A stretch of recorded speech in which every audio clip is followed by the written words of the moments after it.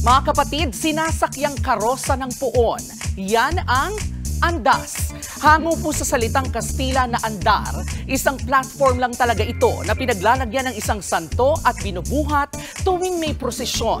Sa lagay po ng Nazareno noong unang panahon, napapasa ng andas gamit ang dalawang kahoy na kung tawagin ay pingga o carrying pole.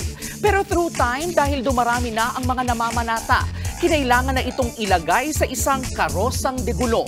Kalaunan, iyong mga pingga ginawa ng mga lubid, extension ng andas na maaari pa rin mahawakan ng mga deboto sa prosesyon.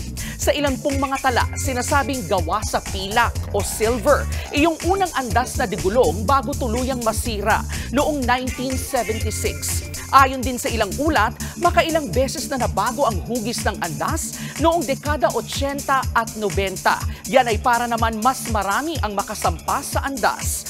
Mula naman nang magsimula iyong mas tuminding pagdagsa ng mga deboto sa traslasyon noong 2007, iilang beses pa lang ding nabago ang disenyo ng andas. Sa mga pagkakataong yan na sumasabog iyong mga gulong nito dahil po sa pagdumog ng mga deboto.